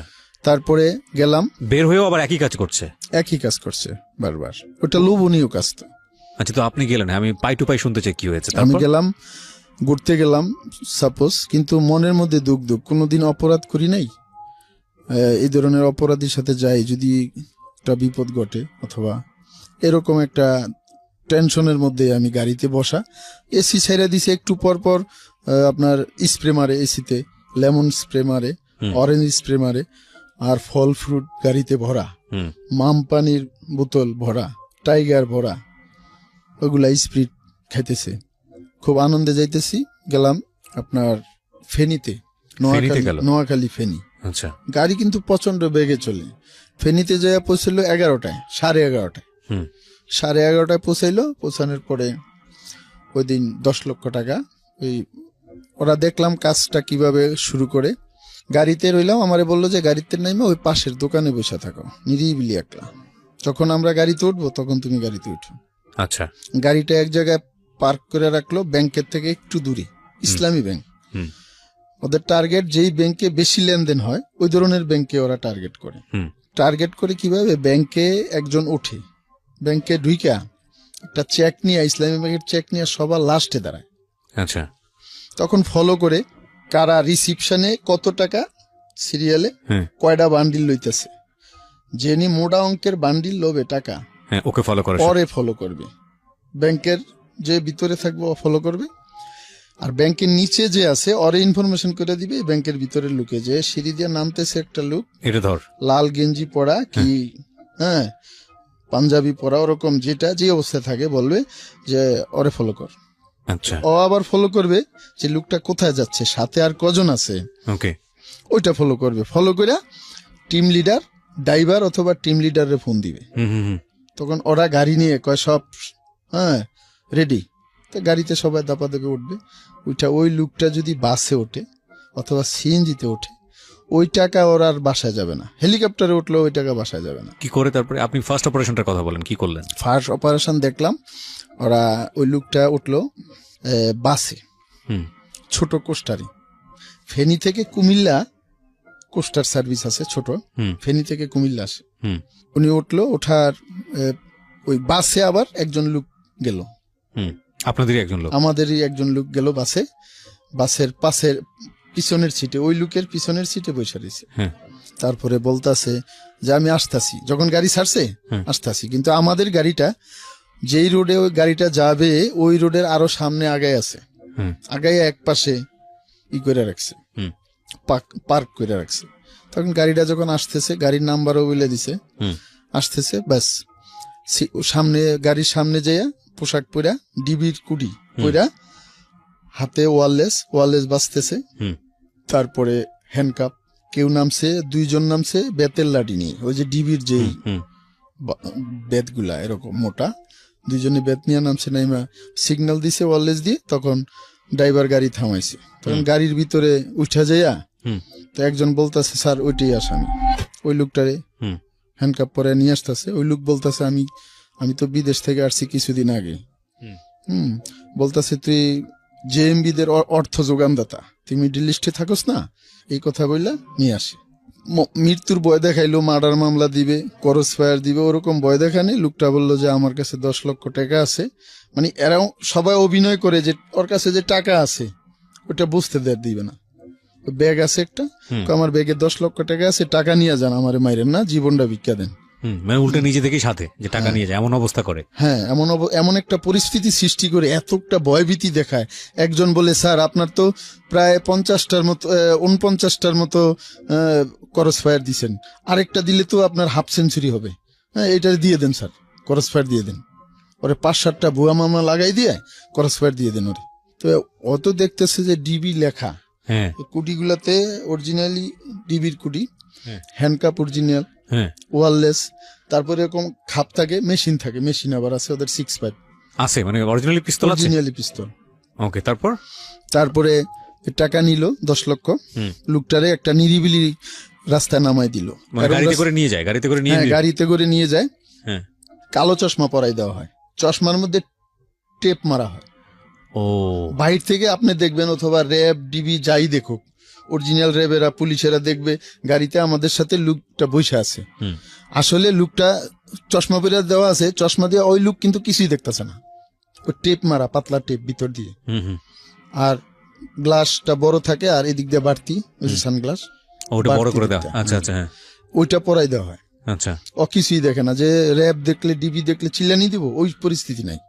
আচ্ছা, আর গ্লাস তো গাড়ি লাগানো না, ও তো ভিতরে উঠে বুঝেও না যে আমি আর কালো গ্লাস ভুয়া ডিবির সঙ্গে আছি, এটা তো বুঝেও না ভিতরে না উঠে। না, অনেকে বুঝে, আবার অনেকে বুঝলেও যদি মনে করে ভুয়া ডিবি, অনেকে যারা লাখ লাখ টাকা কোটি কোটি টাকা লেনদেন করে ব্যাংকে, ওরা তো ট্যালেন্ট সবাই, হুম ওই ট্যালেন্টারে টেক্কা দিয়া কাজ করে ওরা। হুম তারপরে লোকটাকে এমন জায়গায় নামাইলো, আমারে বলল যে দেখো তুমি ফলো করো, মুজাফফর স্যার বলল এবং মানিক বলল, হ্যাঁ হ্যাঁ দেখ মানিক আমারে তুই কইরা কথা বলে, তুই দেখ যে এরম নিরিবিলি জায়গায় নামাইতে হবে, মেইন রোড থেকে, মেইন রাস্তা থেকে, যে দুইটা একটা বাড়ি রাস্তা থেকে একটু দূরে দুইটা একটা বাড়ি, ওইটা ওই দুইটা একটা বাড়ির জন্য একটা ছোট রাস্তা আসছে, হ্যাঁ ওই রাস্তায় খুব আধা ঘন্টা 1 ঘন্টা পর একটা লোক চলাফেরা করবে, কমপক্ষে 20 মিনিট পরে একটা লোক আসবে, মানে 20 মিনিটের মধ্যে আমরা ওরকম রাস্তায় লোকটারে নামাই দিবি, হ্যাঁ। নামাই দিয়ে বলবো জোরে হাঁট, সামনের দিকে হাঁট, নাহলে গুল্লি করুন। ওই লোকটা সামনের দিকে হাইটা যাবে ওই রাস্তায় কোনো মোবাইল পাবে না, কোনো ইনফরমেশন করতে পারবে না, ওই লোকটা ওই রাস্তায় হাঁটা দিবে, আর তখন গাড়িটা প্রচুর বেগে চলে আসবে, আর এদেরকে পাবে না। ওকে, আপনার সাথে এই প্রথম দিন এই এই ঘটনাটা। প্রথম দিন এই ঘটনাটা দেখলাম। আর মুজাফফর, আপনি মুজাফফর সাহেবকে স্যার বলছেন, মানে উনি তো কখনো পুলিশে ছিল না বা ডিবিতে ছিল না। পুলিশে ছিল, মুজাফফর স্যার পুলিশে ছিল, এখন সাসপেনশন, চাকরি হেড চলে গেছে, আর উনি বিদেশ চলে গেছেন। কিন্তু আমার কথা হচ্ছে, একবার জেলে থাকা অবস্থায় উনি তো তখনই তো ওনার তখনই ওনারে রাজারবাগ পুলিশ লাইনে ক্লোজ করা হয়েছিল, তারপরে বের হয়ে আবার একই কাজ হ্যাঁ, করে। একই কাজ করতে। সেই সময় আপনাকে নিয়ে জি জি। OMG। ওকে, তারপরে আমার ওই দিনকা 50,000 টাকা দিল, হুম। যে আমাদের সাথে আসছে আমাদের নতুন গেস্ট, এই জন্য প্রথম দিন হ্যাঁ। 50,000 টাকা। 50,000 টাকা দিল। আমি তো 50,000 টাকা পেয়ে খুব আনন্দ, হুম কিন্তু আনন্দ হয়, কিন্তু চিন্তা করি যে যার কাছ থেকে টাকাটা নিছে, হুম। ওই লোকটার বেচারির হয়তো জীবনের এটা শেষ সম্বল হইতে পারে, যে সারা জীবনের জমানো ওই টাকাটা হইতে পারে, হুম। ওই টাকাটা সবাই নিয়ে ভাগ করলো, ওই লোকটার অবস্থা কি হবে। আমার তখন বিভিন্ন প্রশ্ন আসে ওরকম, কারণ আমার ওয়াইফ, তখন ওয়াইফের সাথে তো আমার ভালো সম্পর্ক, ওয়াইফ কইলো কি ব্যাপার তুমি, আমার ওয়াইফরে বলে গেছি যে মানিক শুধু যাইতে কয়, ওরা এই কাজ করে, বলছেন ওখানে আপনি আমার যাইতে কয়। ওয়াইফকে বলেছেন হ্যাঁ, এসব? ওয়াইফকে বলছি। হ্যাঁ, তো ওয়াইফ আমি কি বলতো? সবই শেয়ার করতাম আমার ওয়াইফরে। তো যাই হোক, আপনি এটা কি বললো, মানে তারপরে ওয়াইফকে বলে আপনি গেছেন, ওয়াইফ কি বলেছিল? ওয়াইফ বলল, যখন গেছি, হ্যাঁ। ওয়াইফ বললো তো খালি হাতে আসলো, কমপক্ষে 50,000 টাকা কি 1 লক্ষ টাকা নিয়ে আসতে হবে বাসায়, তাইলে ওদের সাথে যাইও। ওয়াইফ এই কথা বলেছিল। তারপরে 50,000 টাকা হাইসা একটা 50,000 টাকার বান্ডিলটা দিলাম ওয়াইফরে। ওয়াইফ তো খুব খুশি, ওই টাকা নিয়ে যা যা বিলাসিতা কেনাকাটা করার করলো, আর বাকি টাকা ওই ফ্রিজে মাছ মাংস ঢুকাইলো। এরপরে আবার মুজাফফর স্যার, মানিক আমার ফোন দেয়, তারপরে এরকম কয়েকবার গেলাম, এভাবে দিল। পরবর্তীতে আমারে ওরা সিলেক্ট করেই আমিও গেলাম, জড়াই গেলাম, টাকার নেশায় পেয়ে গেল, ক্রাইম জগতে জড়াই গেলাম। এই জীবনের প্রথম দিন। পরিণতি। এক্স্যাক্টলি, আমি এখানে একটু কথা বলে নিই। প্রথম যেটা ছিল, এটা হচ্ছে রাগে দুঃখে ক্ষোভে বেশি ভালোবাসি, বুঝে উঠতে পারছি না কি করব। জবাই করার প্ল্যান ছিল, করতে গিয়া আপনি চলে গেলেন জেলে। আপনার ওয়াইফে ক্ষতিগ্রস্ত হতো, আল্লাহ মাফ করুক, তাকে বাঁচিয়ে দিয়েছে। বের হওয়ার আগে আপনি জেল থেকে একটা ভালো বিদ্যা নিয়ে বের হলেন। অনেক মানুষের সঙ্গে পরিচয় হয়েছে যারা ক্রাইম করে, সেটা হতেই পারে। একটা ভালো বিদ্যা নিয়ে বের হলেন এবং ভালো কিছু করার চেষ্টা করছিলেন, কিন্তু একটা মানুষের কাছে ধরা খেয়ে গেলেন 4 লক্ষ টাকা, পথে বসার মতো অবস্থা। পূর্বের যে পরিচয়ে যাদের সাথে আছে সেই সাথে ইনভলভ হয়ে গেলেন, এবং তখন হলো আপনার ক্রাইম জগতে, আসল ক্রাইম জগতে ঢোকা।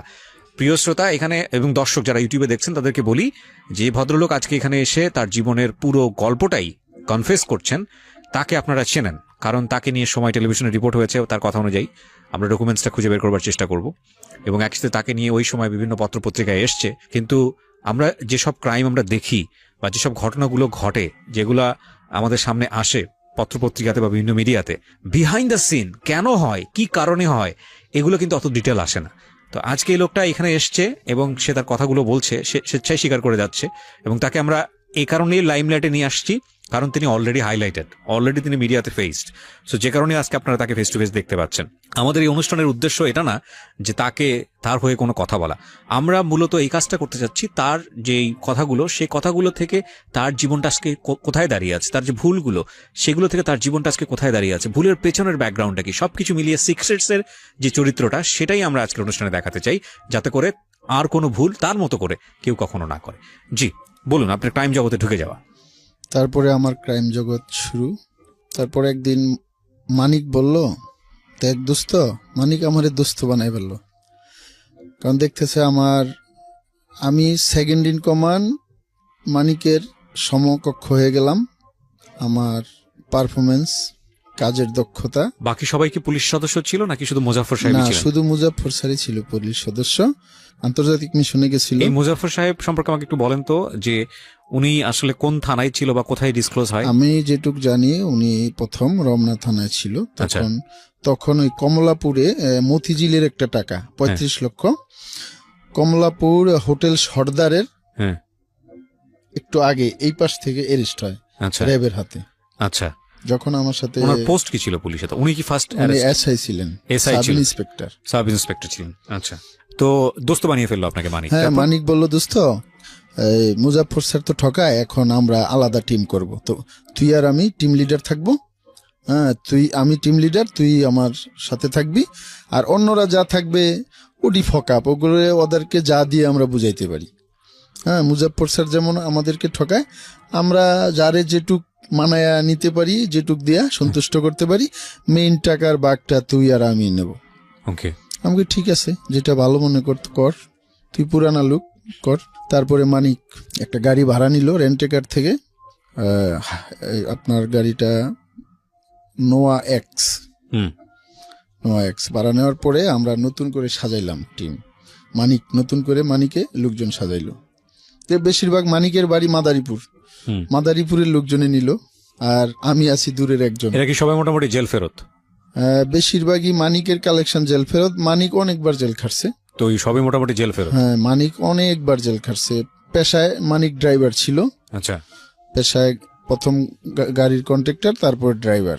আচ্ছা, তারপরে মানিক ছিনতাই করতো, তারপরে মুজাফফর স্যারের মাধ্যমে মানিক এই লাইনে আসে, এসে এখন নিজে শুরু করে দিয়েছে। হ্যাঁ, নিজে শুরু করলো মানিক।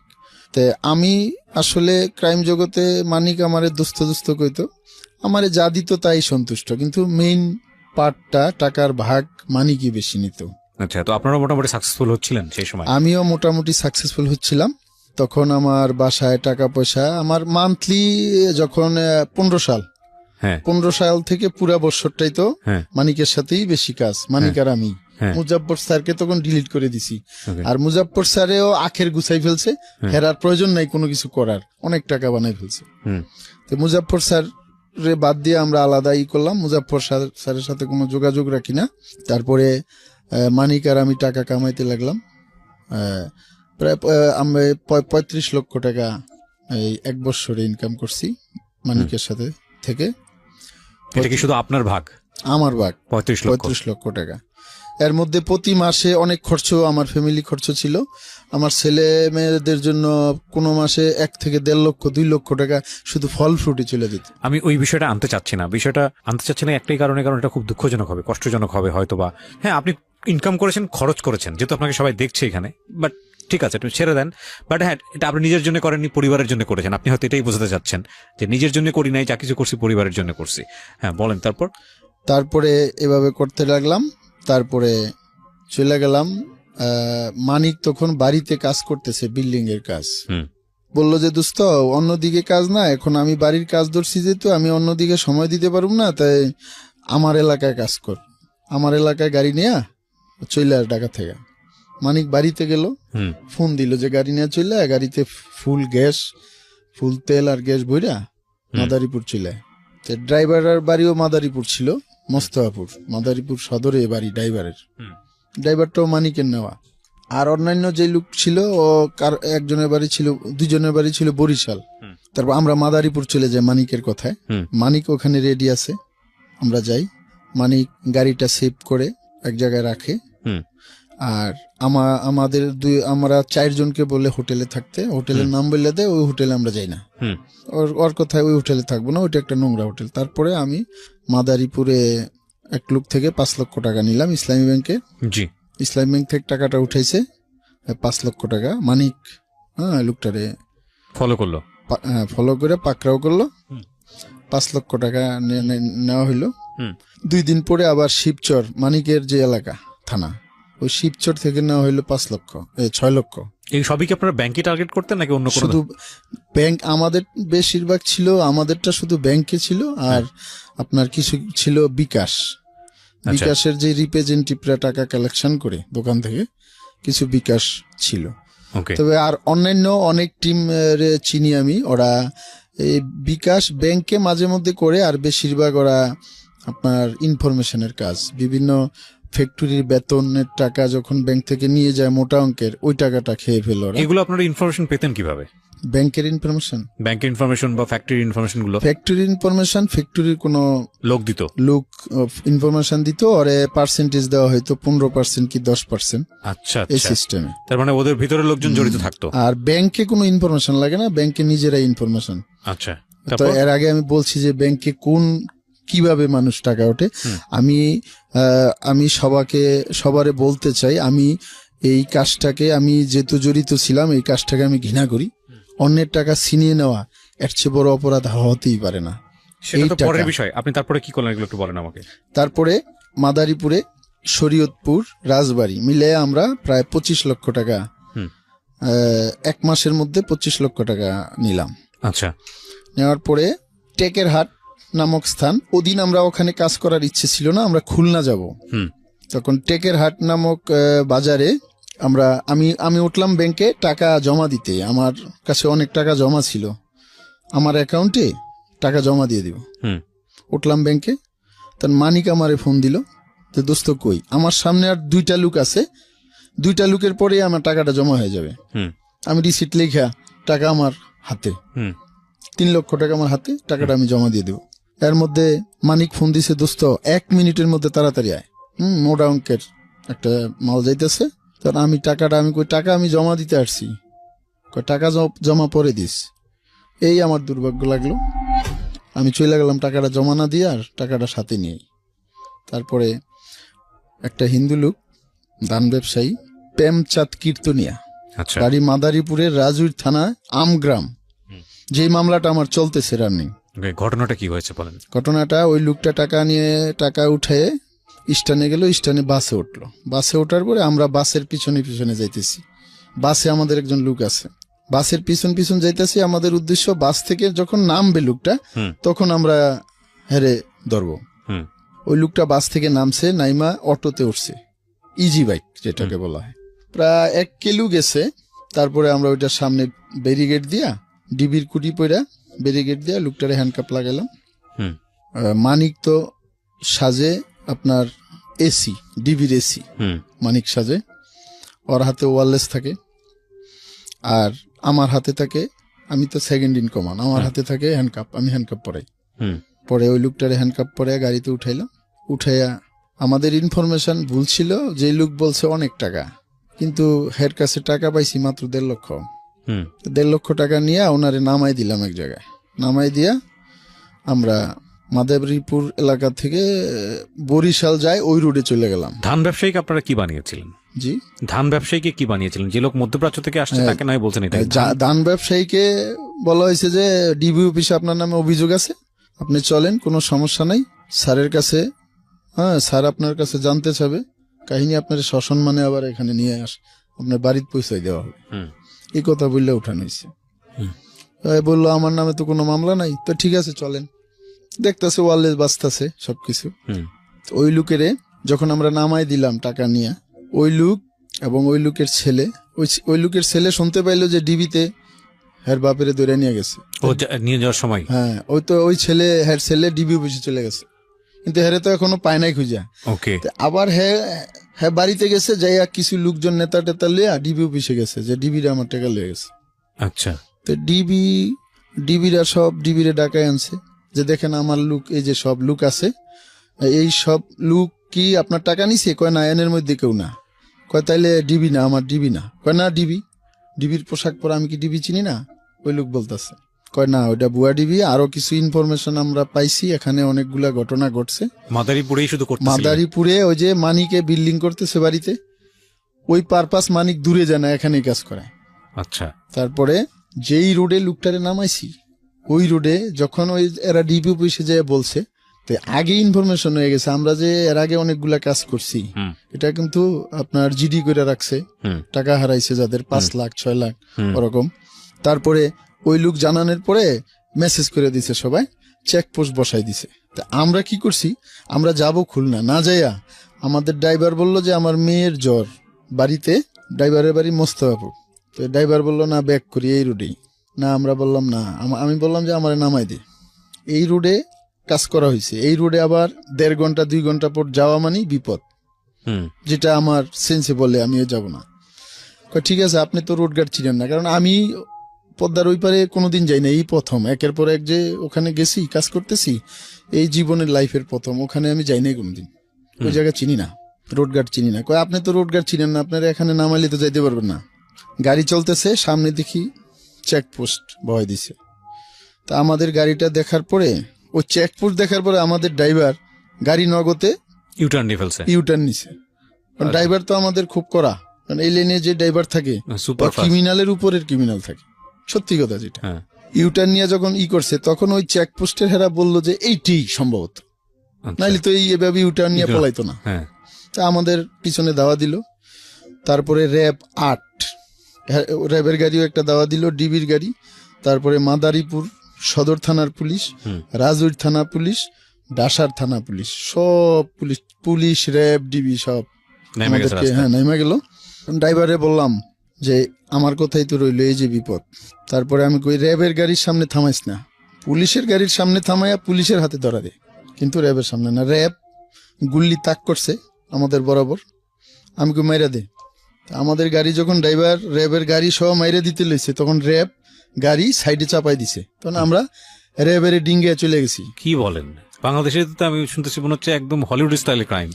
হ্যাঁ, হলিউড স্টাইলে, বিশাল হলিউড স্টাইলে।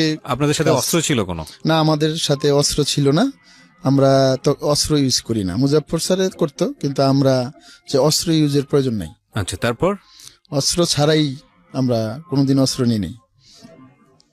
তারপরে র্যাব আমাদের গুল্লি করে নাই, গুল্লি কর্ম তাক করছে, কিন্তু তখন তো নির্ধারিত না যে আমরা কোন কোয়ালিটির ক্রিমিনাল ধরা খাই না। এখন ওরা কিভাবে গুল্লি করবে, আন্তাজি গুল্লি করতে পারতেছে না। তারপরে র্যাবের গাড়ি ডিঙ্গে দেখলাম সামনে একটা পুলিশের গাড়ি। পুলিশের গাড়িটা দূরত্ব হবে 25 গজ 30 গজ, ওই 30 গজ দূরত্ব। তখন গাড়িটা থামাইয়া যার যেমনে পলাইছি আমরা। পলানের ফাঁকে আমি যে 1.5 কিলো দূরে চলে গেছি। আমার সাথে ওই যে আগের টাকা ছিল 3 লক্ষ, আর আজকে 1.5 লক্ষ টাকার ভাগার কয় টাকা পাইছে, ভাগাভাগি হয়ে গেছে টাকা। তো আমি এক বাসায় যে এরম জায়গা পরিস্থিতি, বাড়ি যদি পাশে হয়েছে রাস্তা, এখানে আমাদের লোকজন অ্যারেস্ট হয়ে গেছে, 4 জন অ্যারেস্ট হয়ে গেছে।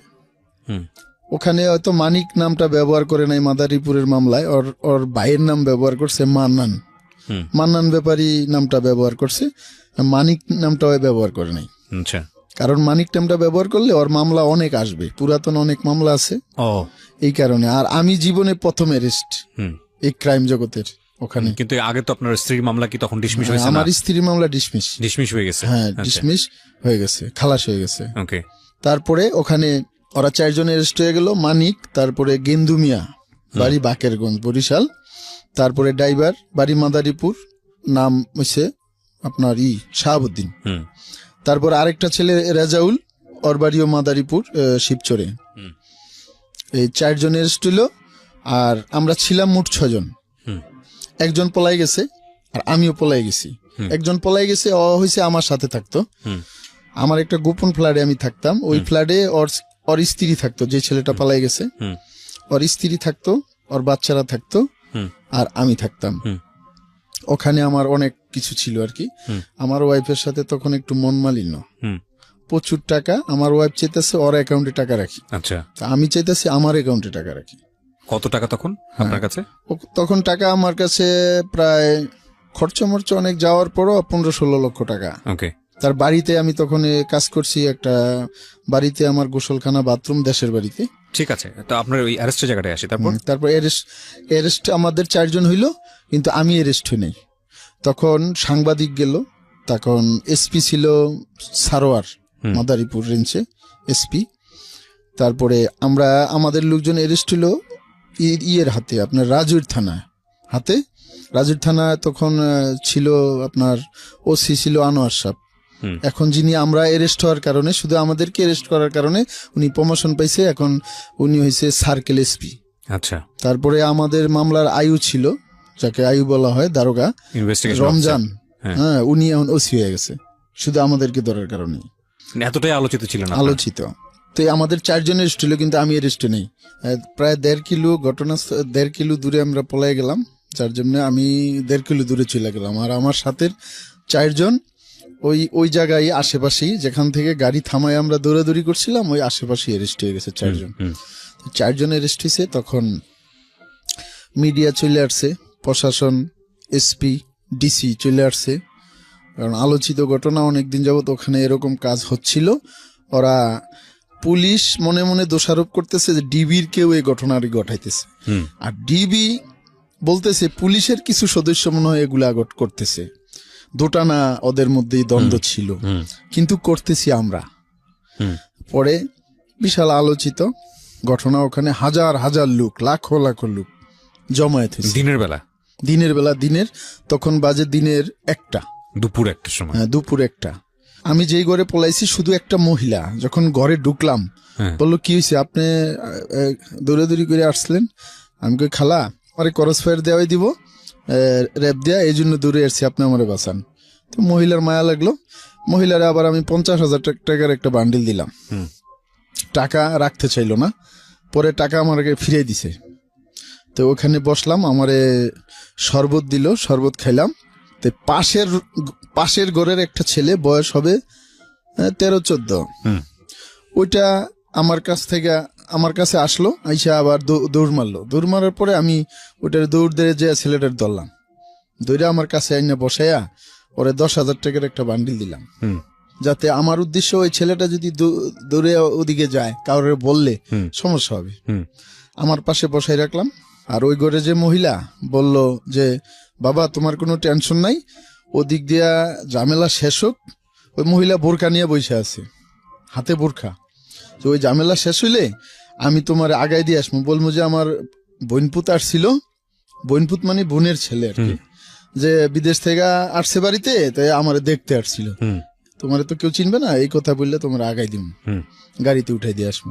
তো ওই পজিশনে আমি রইছি। কিন্তু এরপরও আমি যেই বাড়িতে আসি, ওই বাড়ি থেকে নামলে বিশাল চক বিল আর কি, তখন শুকনা শীতকালের লাস্ট টাইম আর কি, বুঝতে পারছেন, ফেব্রুয়ারি মাসের 8-9 তারিখের ঘটনা, 2016 সাল। তারপরে চকে নামলে দেখবে ওখানে হাজার হাজার লোক, র্যাব, ডিবি, পুলিশ, দূর থেকে দেখা যায়। তখন আমি আনকমন ফেস। এখন আমার যে অবস্থা দেখতেছেন, আমি তখন এরকম ছিলাম না। ওই পিচ্ছি ছেলেটা ওই টাকাটা নেয় নাই আমার কাছ থেকে, আবার দৌড় মেরা চলে গেছে। তখন আমি টেনশন করতেছি যে এই ছেলেটা, কারণ এই ধরনের বয়সের 13-14 বছর বয়সের ছেলেরাই না বুঝে টাকার মূল্য, না বুঝবে অন্য কোনো কিছু, হ্যাঁ, কারো কাছে বইলা দিবে, কিউরিয়াস অনেক বেশি, সমস্যা হবে। তাই আমি টেনশনে আছি। তারপরে তাই হলো, আমাদের 4 জন যে অ্যারেস্ট হয়েছে, ওদেরকে গাড়িতে উঠাইছে পুলিশের পিজন ভ্যানে, ওখান থেকে থানায় নিয়ে যাবে। থানায় না নিবে আপনার ডিসি, এসপি অফিসে নিয়ে মিডিয়া করবে, এই চিন্তাধারা।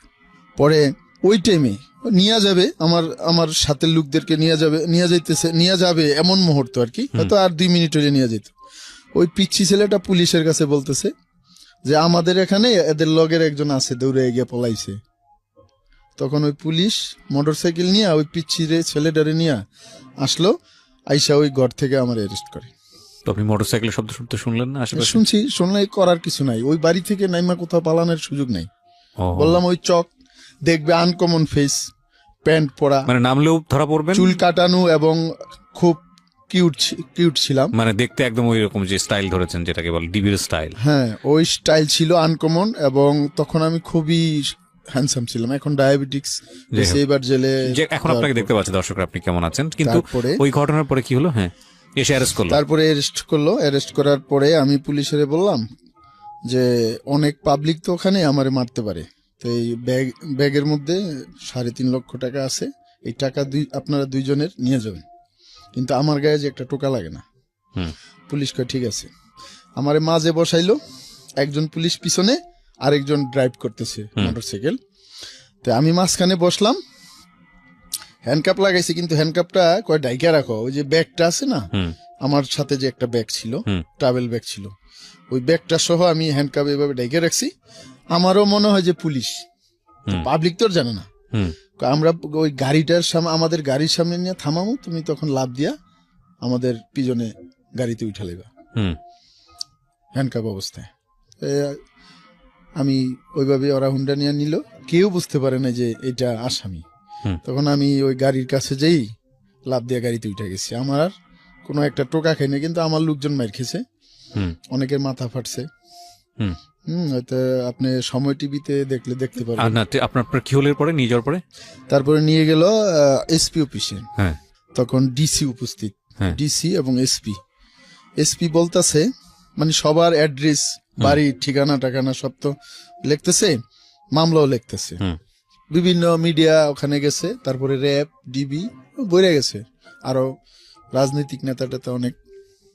তারপর এসপি বলতেছে, এই ছেলেটা মনে হয় ভালো, আমার কথা বলতেছে, এই ছেলেটা শিক্ষিত, আর ওর বাড়ি কুমিল্লা, আর বাকি সবার বাড়ি মাদারীপুর, ওরা নিয়ে আসছে এই ছেলেটারে, কুমিল্লার ছেলেটারে এই মাদারীপুরের এই যে মানিক, আর ওরা নিয়ে আসছে, সম্ভবত এই ছেলেটা ভালো।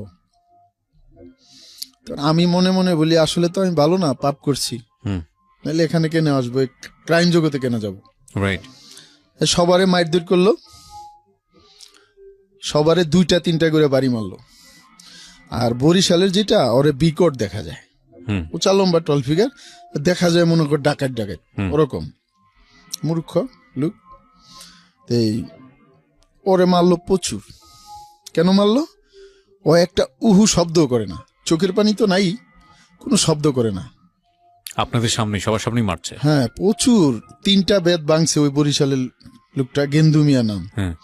ও কোনো কান্নাকাটি তো দূরের কথা, উহু শব্দ করে নাই, পিছনে খালি তাকায় যে আর বাড়ি দিবে কিনা, দেখছে বেত নাই, ভেঙে লেছে, আবার আরেকটা এনে বাইরে, আবার একটু পরে পিছনে, যখন বাড়ি বন্ধ করে পিছনে তাকায় যে আর বাইরে আইবে কিনা। দৃশ্য ভয়ানক দৃশ্য, একটু করে নাই। তারপরে ওখান থেকে আমাদেরকে রাজুর থানায় নিয়ে গেল, যেই থানা পুলিশ, যেই থানার মামলা নিয়ে গেল। ওকে, সো এগুলো মিডিয়াতে এসছে। হ্যাঁ, মামলার বাদী 1.5 লক্ষ টাকা, যে 2 লক্ষ টাকা আপনার ওখান থেকে 1.5 লক্ষ টাকা। এটা ছোট, এই ধরনের মামলা আমরা 1.5 লক্ষ টাকা, 2 লক্ষ, 3 লক্ষ কোনোদিন ধরি নাই। মানে 5 লক্ষ, আমরা যদি 5টা লোক থাকি 5 লক্ষ টাকা ধরতে হবে, মাথা পিছু 1 লক্ষ টাকা থাকতে হবে। আচ্ছা, 6 জন লোক থাকলে 6 লক্ষ টাকার কম আমরা ধরবো না। এইটাই বেশিরভাগ, এই ছোটখাটো টাকা ধরা হয়। সর্বোচ্চ দান কত মেরেছিলেন? সর্বোচ্চ দান 22 লক্ষ টাকা। কি হলো, মিডিয়াতে ফেস করা লোক, মানে কি সব মিডিয়াতে আমাদের পোশাক, ডিবির কোডিগুলা, যে ডিবি লেখা, ওই কোডিগুলা রাখলো টেবিলের উপর, তারপরে ওয়ারলেসটা টেবিলের উপর, হ্যান্ডকাপের সাথে চাবি, ওইগুলা সব সাজাইয়া, টাকাগুলা 1.5 লক্ষ সাজাইয়া, তারপরে সময় টিভি, তারপরে আপনি নিশ্চিত সময় টিভি ছিল এটা? হ্যাঁ, সময় টিভি তো বড় ক্যামেরা লেখা, সময় টিভি বড় ক্যামেরা, ফ্ল্যাশ, একের পর এক ফ্ল্যাশ মারছে। মনে হয় আসলে কি বলবো এখন, না আপনার কিছু বলার দরকার নাই, ঠিক আছে, মিডিয়া করেছে। হ্যাঁ, ভিডিও করলো, তারপরে র্যাবে এক্সট্রা আবারই করলো, ভিডিও করলো, র্যাবের উত্তরা র্যাব হেডকোয়ার্টারে, ওইটা আবার পাঠাইলো, ওটাই আমরা নিয়ে গেল থানায়, সদর থানায় আবার 2টা মামলা করছে। এই ঘটনা মাদারীপুর সদরে। এই ঘটনায় না, আগে 2 জন লোকের টাকা নেওয়া ছিল, ওরা কমপ্লেইন করে রাখছিল, জিডি করে রাখছিল, ওরা এসে শনাক্ত করছে, আমাদেরকে চিনতে পারছে। আচ্ছা, ওকে, চিনতে পারছে। আমরা জেলে পাঠাইলো, জেলে ঢুকতে দেরি, হাজার শয়ে লোক দাঁড়ায় আছে আসামি আমাদেরকে দেখার জন্য। মানে আগেই পেপারে আমরা তো একদিন পরে পাঠাইছে, কিন্তু এরা আগেই একদিন যাওয়ার পরে পরের দিন রাত্রে সন্ধ্যায় আমাদেরকে ওই কোর্টে উঠাইছে, রিমাইন্ড আবেদন করছে, তারপরে আমাদেরকে রিমাইন্ড পাস করাই, রিমাইন্ড নেয় নাই, কিন্তু জেল হাজতে পাঠাই দিছে। আচ্ছা, কারাগারে, মাদারীপুর কারাগার। ওকে, ওই মাদারীপুরের লোকজন দাঁড়ায় আছে দেখার জন্য। হ্যাঁ, মাদারীপুরের লোকজন মানে জেলখানার আসামি যারা আছে, যেখানেরই সব দাঁড়ায় আছে দেখার জন্য, কারণ এরা আগেই পেপারে পেয়ে গেছে, আমাদেরকে দেখার জন্য আমরা কি ফেভারিট জেলখানায়, শুধু আমরা কোথাও দাঁড়াইলে আমরা কি বলি এটি শোনে শুধু, সেলিব্রিটি মানে আমরা একটা বিচিত্র অথবা এমন কিছু সেলিব্রিটি, নায়ক নায়িকা ওরকম আর কি, বিচিত্র প্রাণী অথবা সেলিব্রিটি। এবং জেলখানায় আমাদের সাইজগুলো আলাদা, সবাই হ্যান্ডসাম, সুন্দর ফর্সা, দামি গেঞ্জি, দামি প্যান্ট, তারপরে পিসিতে দামি খাবার দাবার। কতজন অ্যারেস্ট হলেন আপনারা? আমরা অ্যারেস্ট হলাম আমাদের সহ 5 জন, আর একজন পলায়ে যেতে সক্ষম হয়েছে। আচ্ছা আচ্ছা, এখনো সে পলাতক? হ্যাঁ, এখনো পলাতক। ওকে। আর ওর নামে মামলা হয় নাই, ওর নাম আমরা বলি নাই। আচ্ছা, ওর নাম বলি নাই কেন, আমার 7 লক্ষ টাকা ওর কাছে ছিল, কারণ আমার বাসায় টাকা ছিল, আর আমার বাসায় যে গোপন ফ্ল্যাট একটা ছিল আমার, ওই ফ্ল্যাটে ওর ওয়াইফ থাকতো, 2টা বাচ্চা থাকতো। আমি একটা বেডরুম ইউজ করতাম, একটা গেস্ট রুম, বেডরুম 2টা ছিল, একটা গেস্ট রুম ছিল। ওই বাসা ভাড়া দিতাম 30,000 টাকা মান্থলি। ফ্রিজ ছিল, টিভি ছিল, এটি সব আমার কিনা, বক্স কার্ড ছিল অনেক। আমার 35টা গেঞ্জি ছিল ব্যান্ডের, যেগুলা 2,000 টাকার উপরে দাম, সব 3,000 টাকার উপরে আছে। আমার প্যান্ট ছিল 16টা। মানে এগুলা বেসিক্যালি আপনার এই কাজের জন্য লাগতো না, এগুলা আসলে আমি বলি ছোটবেলা, আমার আব্বা যেহেতু ছোটবেলা মারা গেছে, আমার স্কুল লাইফে প্যান্ট পরেও ঠিক মতো স্কুল করতে পারিনি।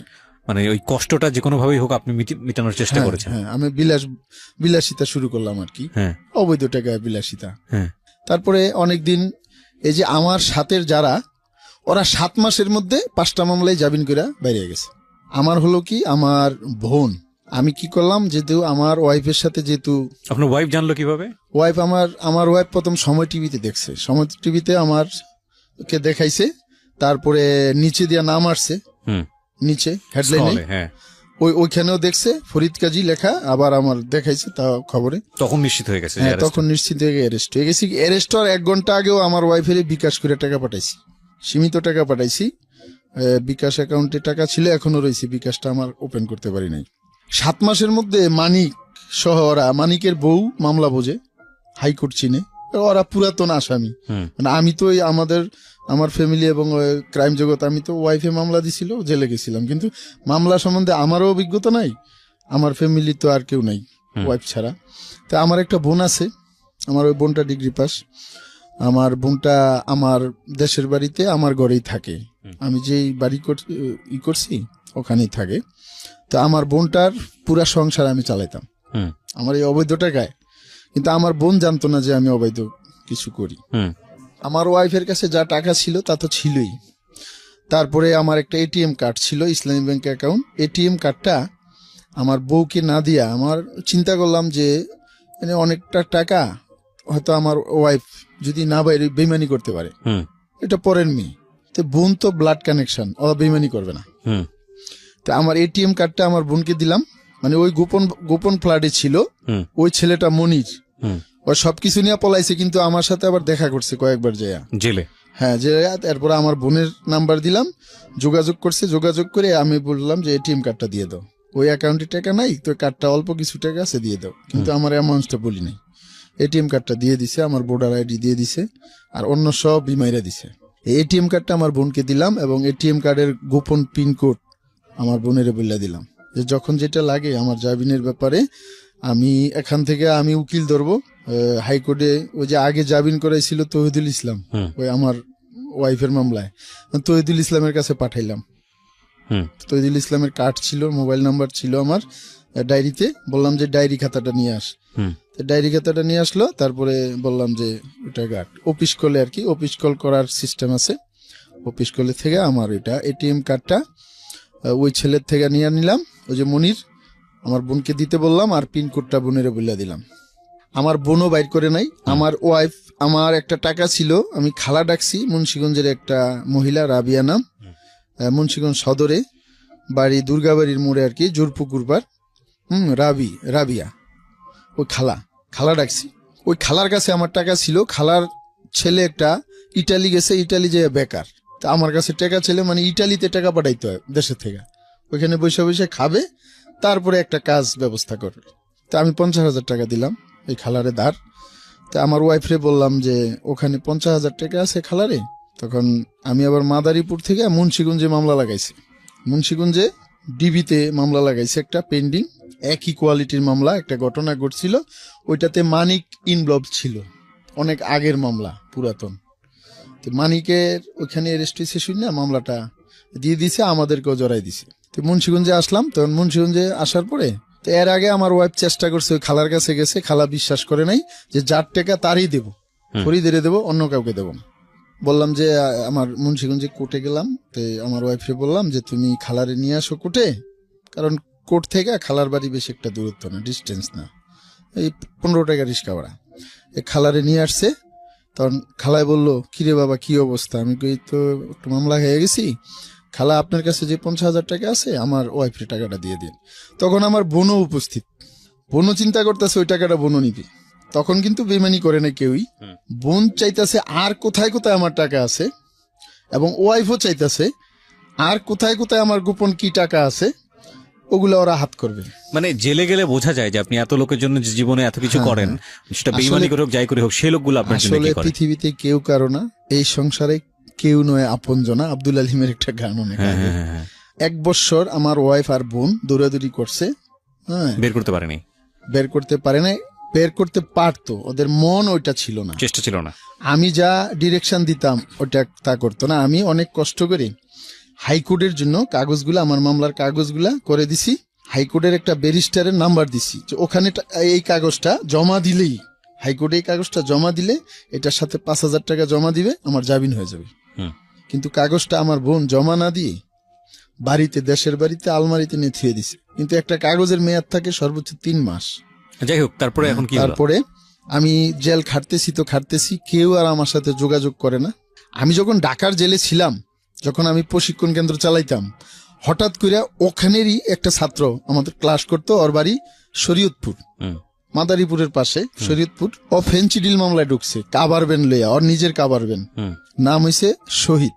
তারপরে আরেকটা লোক নাম আলমগীর, বাড়ি ঝিনাইদা, তাও ফেন্সিডিল মামলা, উনি মাদ্রাসার ইমাম সাহেব।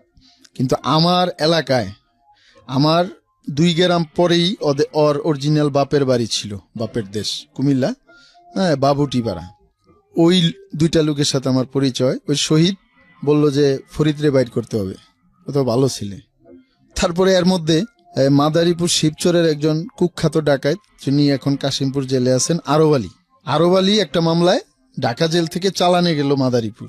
বলল কিরে ফরিদ, তুই একটা সাধারণ ছেলে, ঢাকার জেলে দেখতাম কান্নাকাটি করতি শুধু জামিনের জন্য, এখন দেখতাছি তুই টপ টেরর, বিশাল বড়, হ্যাঁ, ভুয়া ডিবি, হ্যাঁ, এই কি অবস্থা, তোর মতো একটা সোজা সরল লোক এই ধরনের কাজ কিভাবে করতে পারে? আমি কই ভাই হয়ে গেছি আর কি। তারপরে আমি দীর্ঘ অনেক সময় 3 বছর জেল খাটলাম। এবার একটানা 3 বছর ওই মামলায়? একটানা, এই যে এখন বর্তমান মামলায়, এই যে ডিবির মামলায় মাদারীপুরে যে অ্যারেস্ট হলাম, 3 বছর। একটা মামলা লাগছে মানিকগঞ্জে, একটা মুন্সিগঞ্জ, আর বাকি 3টা মাদারীপুর। তারপরে এই শহীদ বাইরিল, বাইরনের 1 মাসের মধ্যেই টাকা দিছে আলমগীর ঝিনাইদহ, ও যেটা আমার ঝিনাইদহ বাড়ি করছে ওর বাবা যায়। আমি যেটা বুঝতে পারছি, যে আমি যদি একটু ছোট করে আসি, বিভিন্ন রকমের মায়ের প্যাচ দিয়ে শেষ পর্যন্ত আপনাকে বের হতে হয়েছে, যেটা যদি আপনার আত্মীয় জায়গা থেকে যদি চেষ্টাটা করতো, তাহলে অনেক আগে আপনি বের হতে পারতেন। আচ্ছা, তো আপনার বাকি মামলাগুলোর কি অবস্থা? আমার বাকি মামলাগুলা সবই খালাস, শুধু একটা মামলা আছে মাদারীপুরে, যেটা অ্যারেস্ট হয়েছিলাম, ওই মামলাটা চলতেছে? ওই মামলাটা চলতেছে। আচ্ছা, তো আপনি বের হয়েছেন কবে? লাস্ট কতদিন? আমি বের হয়েছি আপনার এই রানিং ফেব্রুয়ারির 4 তারিখ। মানে আপনাকে এখন হাজিরা দিতে হয়। তো আপনি সিক্রেটস অনুষ্ঠানে বা আমাদের যে ইউটিউবে যে দেখতে পাচ্ছি আপনাকে, এরকম একটা অনুষ্ঠানে আপনি আসার পরিকল্পনা করলেন কেন? আমার আসার পরিকল্পনা যে আমি, আমার মতো কেউ যেন এই ধরনের লোভের বশবর্তী হয়ে এই ধরনের ক্রাইম না করি। কারণ আমি কার জন্য টাকা ইনকাম করতেছি, ডেফিনেটলি আমি জীবন থেকে শিক্ষা নিছি, বুঝতে পারছি যে অবৈধ টাকা ইনকাম করে আমি যাকে খাওয়াচ্ছি, হ্যাঁ, আমার বিপদের সময় বেমানি করবে। এটা তো আল্লাহই বলে দিছে, এটা তো আল্লাহই বলে দিছে। আমি কেন অবৈধ টাকা ইনকাম করব? কেন? আমি এই অনুষ্ঠানে আসার আরেকটা উদ্দেশ্য আছে। আমি বাংলাদেশের সবাইকে সচেতন করতে চাই যে আপনারা যখন ব্যাংকে যাবেন, একা যাবেন না। দেখা গেছে একজন নিজের টাকাই উঠায়, আমরা দেখি সাধারণত ব্যাংকে যাইয়া টাকা উঠায়, আমরা তো ফলো করি, আপসে করে টাকা নেয় 8 লাখ 10 লাখ। একটা সিঙ্গেল লুক, একটা কম দামি লঙ্গি পরে, ছিঁড়া একটা পাঞ্জাবি পরে, একটা ব্যাগ নেয়, বাজারের ব্যাগ, ওটাতে কিছু সদাইপাতি নিয়ে টাকার বান্ডিল গুলা ঢাইকা চোরের মতো আপসে যায়। কিন্তু আমরা তো দেখতেছি কয়টা বান্ডিল, কয় লক্ষ টাকা। আপনি যেই কোনো সময়, আমি সবাইকে এটা করতে চাই, পাবলিশ করতে চাই যে কোনোদিন একা যাবেন না, 5-6 জন যাবেন ব্যাংকে।